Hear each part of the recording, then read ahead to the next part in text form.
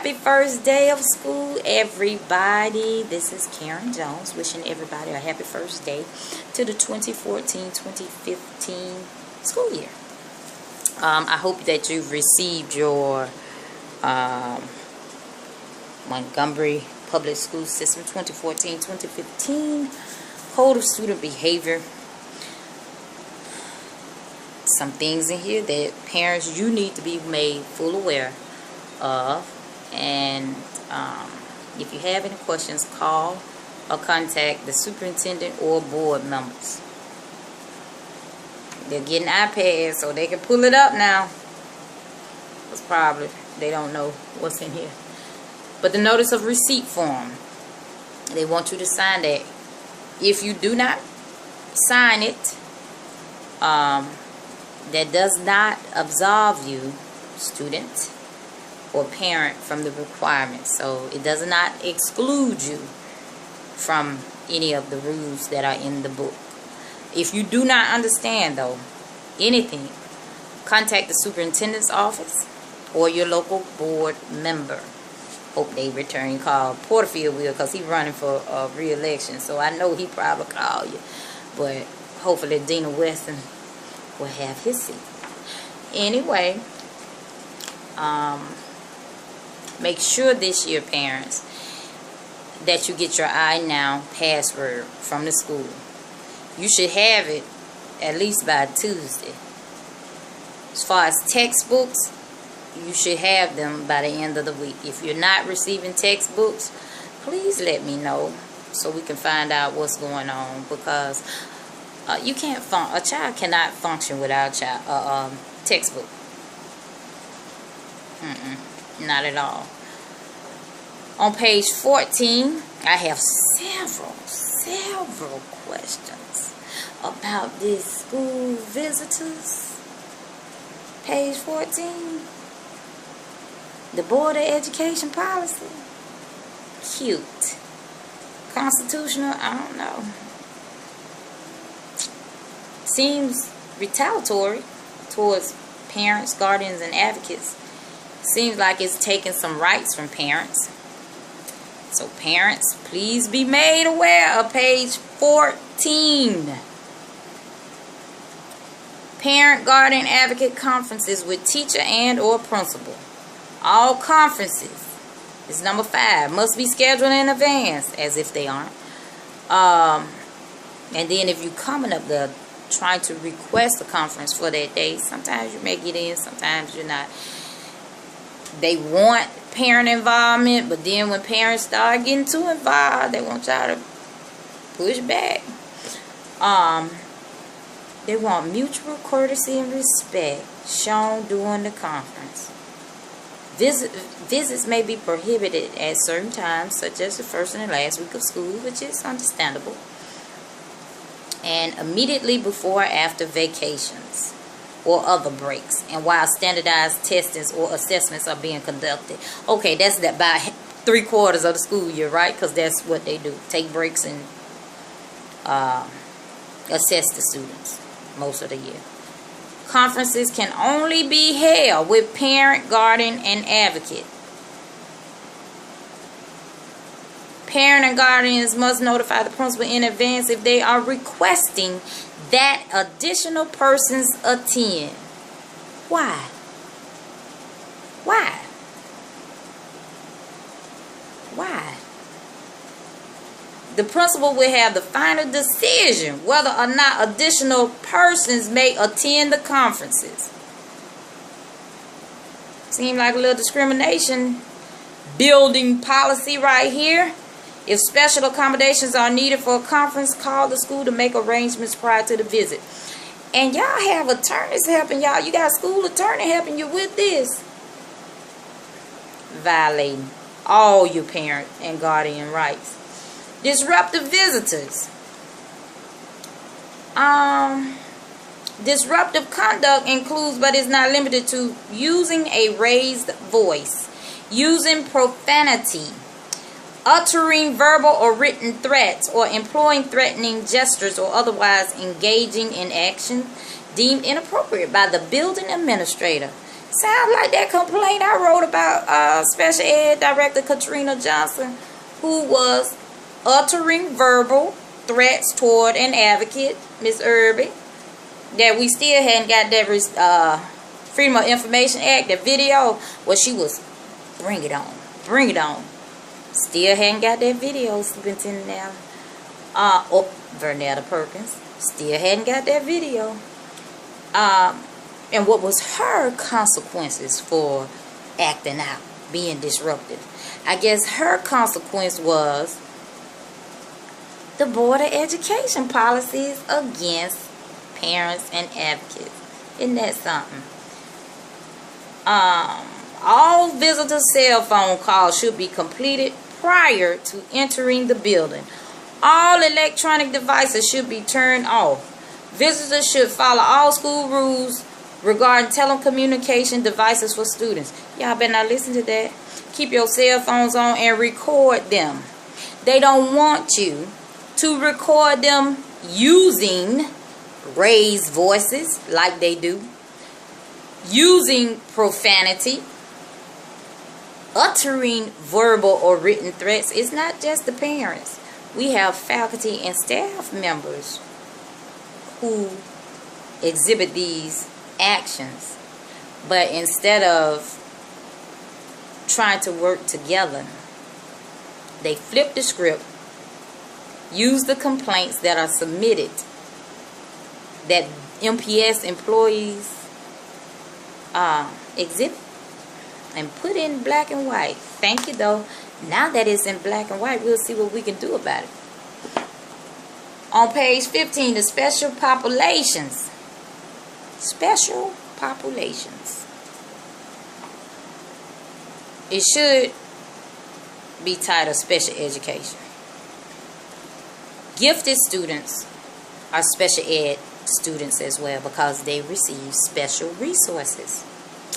Special education students either have learning disabilities or they are gifted. But they are all special ed education students. Look at the section 504 students. Pay particular attention to the rules given there. The RTI in the student behavior has some good information about unsafe school choice option. But again, it opens up, in my opinion, discrimination, because transferring out of the school sometimes give the discretion of the LEA or the local school to decide whether or not, we've seen this, principals want students to attend their school or not. Try to get in Park Crossing if you want to. I'm just saying. Policies for ELL, and in Georgia we call it ESOL, English as a Second Other Language, homeless, migrant, and neglected students. That's page 63. Hope we don't have too many of those. Education for homeless children and youth. That's on page 64. Pay particular attention. Report cards. The first one is October the 16th.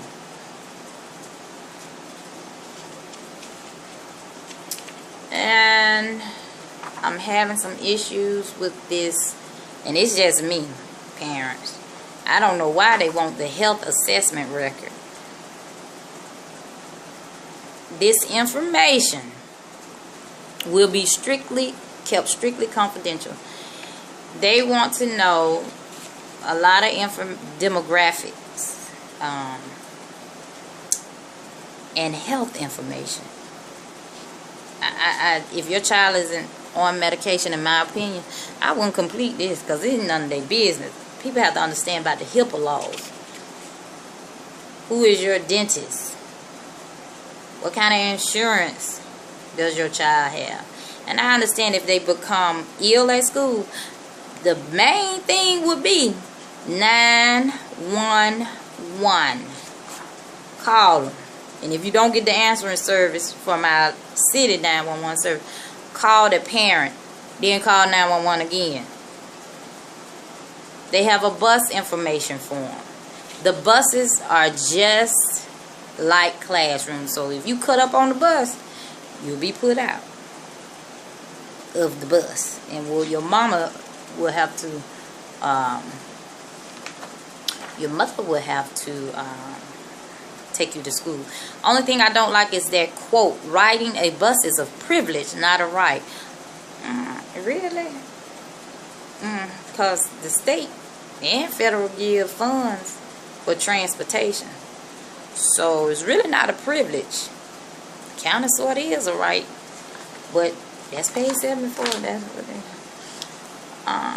the Universal Field Trip Permission Form. Student Media Release Form. That's kind of... I don't know. Because they are asking you for the right and permission to publish used photographs or videos and audio recordings of your child. Yet they're asking you to turn your cell phone off when you enter in their building, in which all buildings, they record everybody in and out of the building. Did they ask you, was it okay? But they asking you to turn your cell phone and recording or electronic devices off. And the concern that I have with it is when you ask them, okay, can I have a copy of the video that you have of me? Can't get it. So, I mean, it's a two-way street. If y'all want us to be involved, we're working together, not against you all. You're not having involvement because you're having these biased rules. It's just like everything to protect the school system. Who's protecting the children? Now, this cell phone usage policy consent form, ridiculous.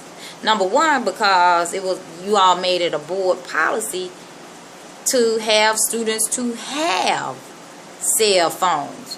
Then you turn around, contradictory. It's like a setup. Your child can bring the cell phone to school, but they must not turn it on. Why even ask a child that? That's like giving them a bag of candy and saying, don't eat. Every morning giving them a bag of candy and then tell them, you can't eat it till after school. You know they gonna do it.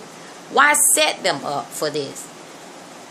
And make sure your teachers now need to be signing cell phone usage policies, because they do it.